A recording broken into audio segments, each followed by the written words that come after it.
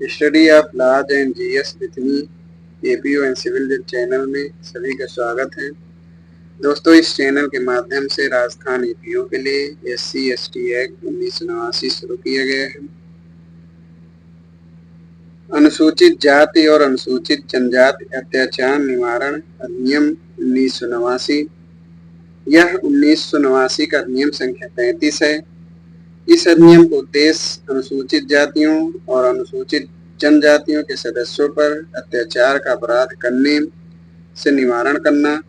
ऐसे अपराधों के विचारण के लिए विशेष न्यायालयों व अनन्य न्यायालयों को प्रबंध करना,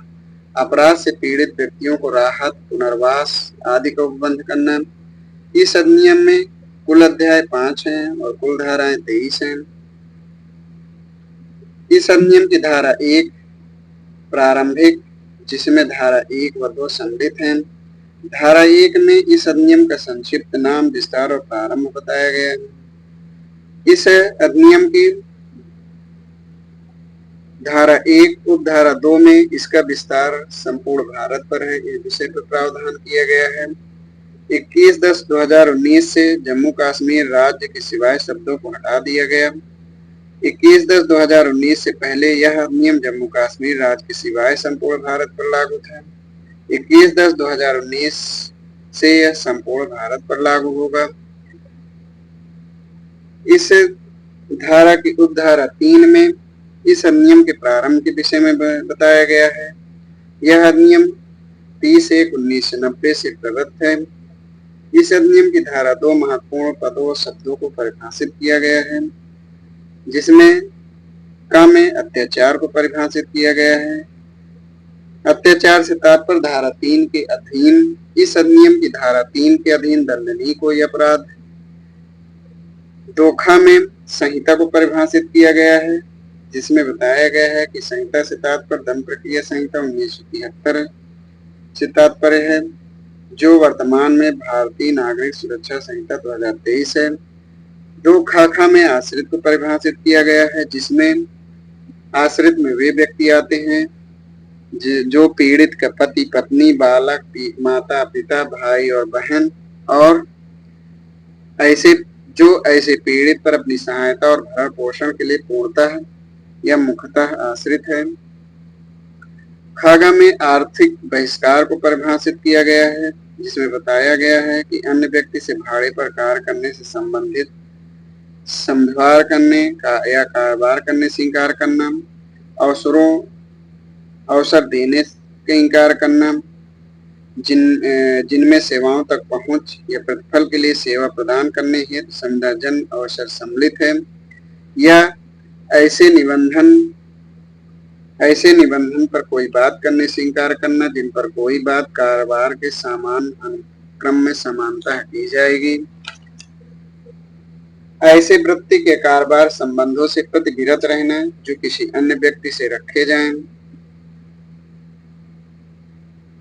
घ अनन्य विशेष न्यायालय को परिभाषित किया गया है।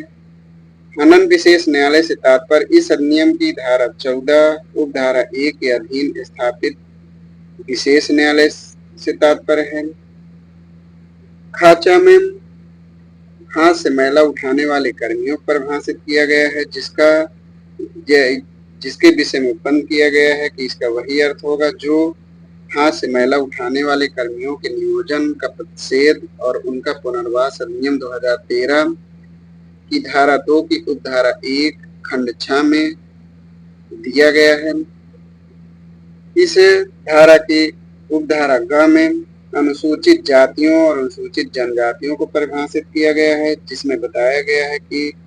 इसका वही अर्थ होगा जो संविधान के अनुच्छेद 366 खंड 24 व खंड 25 में दिया गया है। घ में विशेष न्यायालय को परिभाषित किया गया है। विशेष न्यायालय का तात्पर्य धारा 14 में विशेष न्यायालय के रूप में निर्दिष्ट कोई सेशन न्यायालय अभिप्रेत है।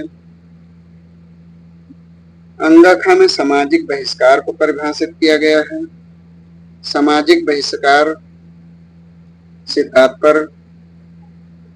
है कि कोई रूढ़िगत सेवा या अन्य व्यक्ति को देने के लिए या उनसे प्राप्त करने के लिए ऐसे सामाजिक संबंधों से प्रतिव्रत रहने के लिए जो अन्य व्यक्ति से बनाए रखें या अन्य व्यक्तियों से उसको अलग करने के लिए किसी व्यक्ति को अनुज्ञात करने के इंकार करना विपरीत है। अंगागा में पीड़ित को परिभाषित किया गया है, जिसमें बताया गया है कि ऐसा इस पीड़ित के अंतर्गत ऐसा व्यक्ति है अभिप्रेत है जो इस धारा की उपधारा 1 के खंड ग के अधीन अनुसूचित जाति और अनुसूचित जनजाति की परिभाषा के भीतर आता है तथा जो इस अधिनियम के अधीन किसी अपराध के होने के परिणाम स्वरूप शारीरिक, मानसिक, मनोवैज्ञानिक, भावनात्मक या धनी हानि या उसकी संपत्ति को हानि वहानि अनुभव करता है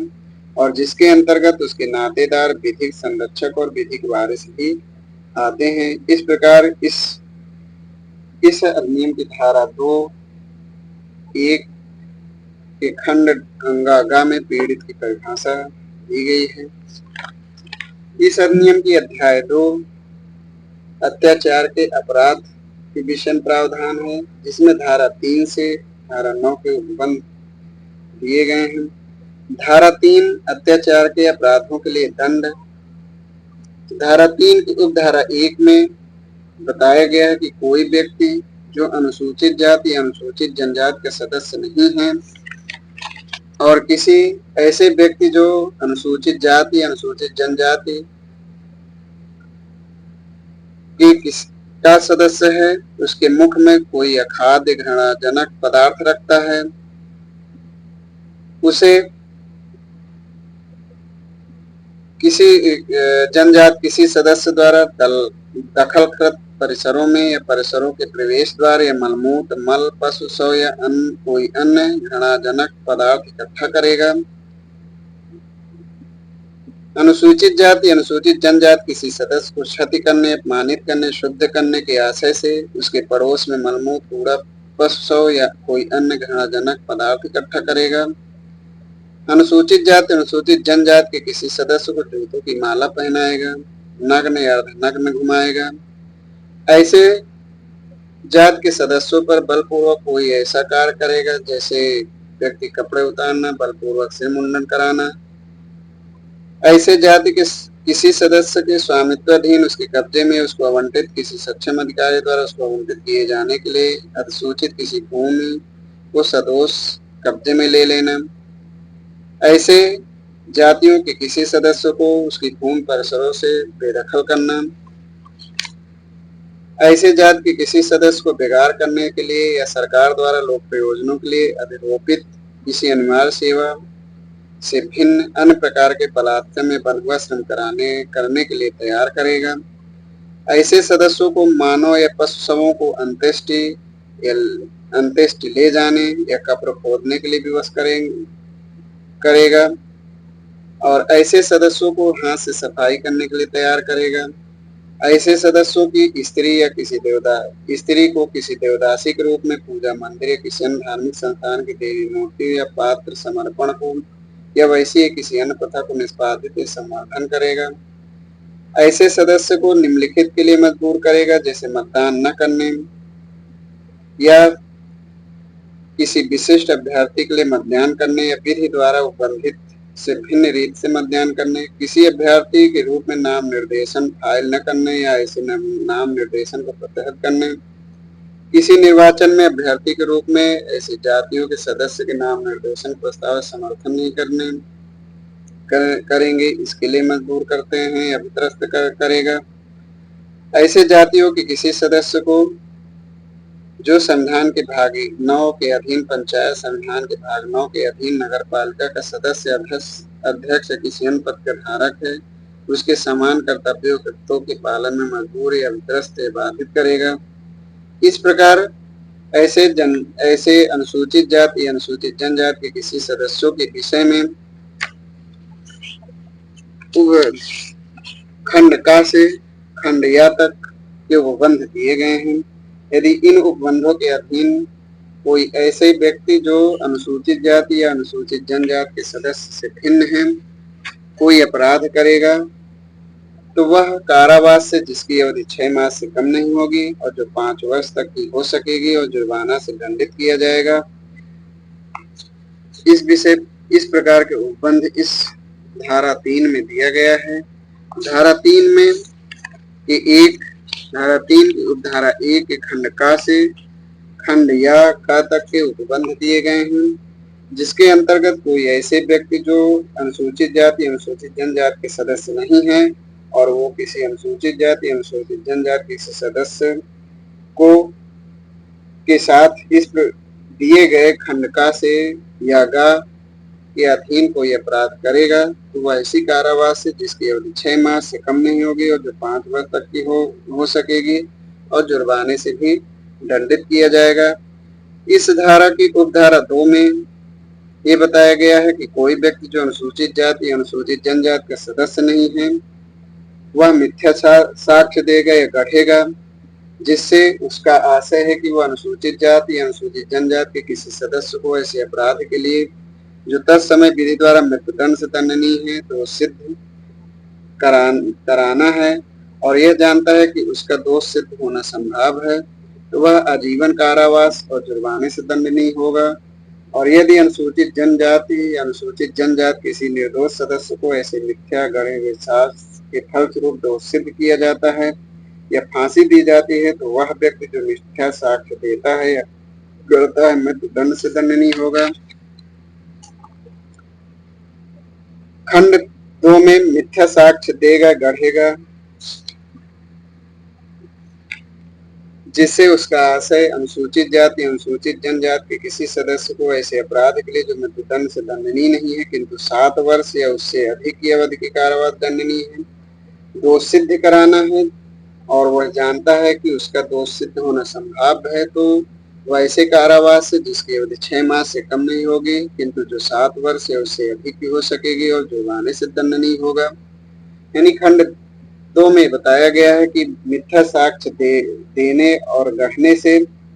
उसका आशय है कि अनुसूचित जाति अनुसूचित जनजाति किसी सदस्य को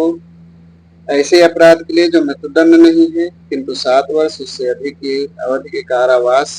से दंडनीय है तो सिद्ध कराना चाहता है तो वह ऐसे कारावास से जिसके 6 मास से कम नहीं होगी किंतु जो 7 वर्ष या उससे अधिक हो सकेगी और जुर्माने से दंडनीय होगा। इस धारा के खंड 3 में अग्नि या किसी विस्फोटक पदार्थ द्वारा रिष्ट करेगा यानी कोई सदस्य जो अनुसूचित जाति या अनुसूचित जनजाति के सदस्य नहीं है और वह ऐसे जातियों किसी सदस्य पर अग्नि या किसी विस्फोटक पदार्थ द्वारा रिष्ट करेगा और उसका यह आशय है कि अनुसूचित जाति अनुसूचित जनजाति के किसी सदस्य की किसी संपत्ति को नुकसान पहुंचाना और ये जानता है कि उससे होना संभव है तो वह ऐसे कारावास से जिसकी अवधि 6 मास से कम नहीं होगी किंतु 7 वर्ष तक हो सकेगी अग्नि या किसी विस्फोटक पदार्थ द्वारा रिष्ट करेगा और उसका आशय किसी ऐसे भवन को जो अनुसूचित जाति अनुसूचित जनजाति किसी सदस्य द्वारा साधारणतः पूजा के स्थान के रूप में प्रयोग की जाती है या मानव आवास स्थान के रूप में या संपत्ति की अपेक्षा के लिए किसी स्थान के रूप में उपयोग किया जाता है तो और उसको नष्ट करता है या वह जानता है कि उससे ऐसा होना संभव है तो वह जीवन कारावास और जुर्माने से दंडनीय होगा। भारतीय दंड संहिता जो वर्तमान में भारतीय न्याय संहिता है के अधीन 10 वर्ष या उससे अधिक अवधि की कारावास से दंडनीय कोई अपराध करता है तो ऐसा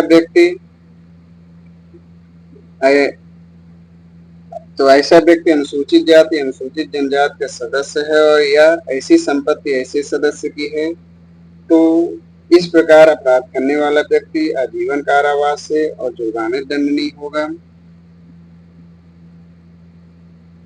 खंड का में अनुसूची में निर्दिष्ट कोई अपराध किसी व्यक्ति संपत्ति के विरुद्ध जानते हुए करेगा कि ऐसा व्यक्ति अनुसूचित जाति अनुसूचित जनजाति के सदस्य है तो वह संपत्ति ऐसे सदस्य की है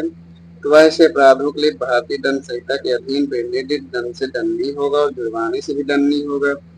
इस प्रकार इस धारा की धारा 2 में 1 से 7 तक के उपबंध दिए गए हैं जिसमें अलग अलग अपराध करने पे अलग अलग दंड दिया गया है। जिसमें मृत्युदंड का भी उपबंध है, आजीवन कारावास का भी उपबंध है। 6 मास, सबसे कम सजा 6 मास और 7 वर्ष या उससे अधिक के कारावास का उपबंध है। इस अधिनियम की धारा 4 कर्तव्य की उपेक्षा के लिए दंड। इस अधिनियम की धारा 4 में कर्तव्य की उपेक्षा के लिए दंड बताया गया है कि कोई भी लोक सेवक जो अनुसूचित जाति अनुसूचित जनजाति का सदस्य नहीं है, इस अधिनियम या उसके अधीन बनाए गए नियमों के अधीन उसके द्वारा पालन किए जाने के लिए अपेक्षित अपने कर्तव्यों को जानबूझकर उपेक्षा करेगा, अपने कर्तव्यों को पालन नहीं करेगा, तो उसके लिए दंड 6 मास से कम नहीं होगा, जो 1 वर्ष तक की हो सकेगी। इस धारा की उपधारा 2(2) में ऐसे लोक सेवक के कर्तव्य बताए गए हैं जिसमें पुलिस थाने के प्रभारी अधिकारी द्वारा सूचनाकर्ता के हस्ताक्षर लेने से पहले मौखिक रूप से दी गई सूचना को पढ़कर सुनाना, उसको लेखबद्ध करना। इस अधिनियम और अन्य सुसंगत उपबंधों के अधीन शिकायत या प्रथम सूचना रिपोर्ट को रजिस्टर करना, अधिनियम के उपयुक्त धाराओं के अधीन उसको रजिस्टर करना। इस प्रकार अभिलिखित की गई सूचना की एक प्रति सूचनाकर्ता को तुरंत प्रदान करना, पीड़ितों या साक्षियों के कथन को अभिलिखित करना, अन्वेषण करना और विशेष न्यायालय अनन्य विशेष न्यायालय में 60 दिन की अवधि के भीतर आरोप पत्र फाइल करना तथा विलंब यदि कोई हो तो उसको लिखित रूप से स्पष्ट करना, किसी दस्तावेज इलेक्ट्रॉनिक अभिलेख को सही रूप में तैयार करना, उसका अनुवाद करना। इस अधिनियम या उसके अधीन बनाए गए नियमों में निर्दिष्ट किसी अन्य कर्तव्य का पालन करना। इस प्रकार उपधारा 2 में बताया गया में लोक सेवक के कर्तव्यों का वर्णन किया गया है। ऐसे लोक सेवक जो 2(2) में उपबंधित कर्तव्यों का पालन करने में उपेक्षा बरतता है तो उसे उपधारा 1 के अधीन 6 मास की कारावास कम से कम जो 1 वर्ष तक की हो सकेगी का उपबंध किया गया है। इसमें परंतु है कि लोक सेवक के विरुद्ध इस संबंध में आरोप प्रशासनिक जांच की सिफारिश पर अभिलिखित किए जाएंगे, यानी प्रशासनिक जांच की सिफारिश के बाद ही ऐसे लोक सेवक के विरुद्ध आरोप अभिलिखित किए जाएंगे। इस धारा की उपधारा 3 में लोक सेवक द्वारा उपधारा 2 में निर्दिष्ट कर्तव्य को अवहेलना के संबंध में संज्ञान कौन लेगा, तो विशेष न्यायालय अनन्य विशेष न्यायालय द्वारा लिया जाएगा और ऐसे लोक सेवक के विरुद्ध दंडिक कार्रवाइयों के लिए निर्देश देगा। यानी यदि कोई लोक सेवक उपधारा 2 में वर्णित कर्तव्यों का पालन करने में उपेक्षा करता है तो इसका संज्ञान विशेष न्यायालय या अनन्य विशेष न्यायालय द्वारा लिया जाएगा और ऐसे लोक सेवक के विरुद्ध दंडिक कार्यवाही के लिए निर्देश भी देगा। उपधारा 5 धारा 5 में पश्चातवर्ती दोष सिद्धि के लिए वर्धित दंड का प्रावधान किया गया है। यदि कोई व्यक्ति इस अध्याय के अधीन किसी अपराध के लिए पहले ही दोष सिद्ध हो चुका है, दूसरे अपराध या उसके पश्चातवर्ती किसी अपराध के लिए पुनः दोष सिद्ध किया जाता है तो उसके लिए कारावास जिसकी अवधि 1 वर्ष कम से कम यानी 1 वर्ष से कम नहीं होगी और किंतु जो अपराध करता है उसके लिए उपबंधित दंड तक हो सकेगी। तो धारा 5 में पश्चातवर्ती दोष सिद्धि के लिए वर्धित दंड का प्रावधान किया गया है। धारा 6 कतिपय व्यक्तियों की संपत्ति धारा 7 कतिपय व्यक्तियों की संपत्ति का संप्रहण। धारा 7 में बताया गया है कि जहां कोई व्यक्ति इस अध्याय के अधीन दंडनीय किसी अपराध के लिए दोष सिद्ध किया गया है वहां विशेष न्यायालय कोई दंड देने के अतिरिक्त लिखित रूप में आदेश द्वारा घोषित कर सकेगा कि उस व्यक्ति की कोई संपत्ति स्थावर जंगम या दोनों जिनका उस अपराध को करने में प्रयोग किया गया है सरकार को संप्रहत हो जाएगी। यानी जो कोई व्यक्ति जो इस अध्याय के अधीन किसी अपराध के लिए दोष सिद्ध किया जाए तो वहाँ विशेष न्यायालय कोई और दंड देने के अतिरिक्त यह आदेश कर सकेगा या घोषित कर सकेगा कि यदि उस व्यक्ति की कोई संपत्ति, कोई स्थावर या जंगम संपत्ति या दोनों जिनका उस अपराध करने में प्रयोग किया गया है सरकार को संपृक्त हो जाएंगे, सरकार को चली जाएंगी। इस धारा की उपधारा 2 में बताया गया कि जहां कोई व्यक्ति इस अध्याय के अधीन किसी अपराध का अभियुक्त है, वहां उसका विचारण करने वाला विशेष न्यायालय ऐसा आदेश करने के लिए स्वतंत्र होगा। उसकी सभी या कोई संपत्ति, स्थावर, जंगम या दोनों ऐसे विचारण की अवधि के दौरान कुर्क की जाएंगी। जहां ऐसे विचारण का परिणाम दोष सिद्धि है, वहां इस प्रकार कुर्क की गई संपत्ति उस सीमा तक संप्रहण के दायित्वाधीन होगा जहां तक इस अध्याय के अधीन आरोपित किसी जुर्माने की वसूली के प्रयोजन के लिए अपेक्षित है। तो इस प्रकार आज धारा 1 से धारा 7 का विस्तार से व्याख्या करते हुए पढ़ाया गया। अगले वीडियो में धारा 8 से अन्य धाराओं को पढ़ाया जाएगा।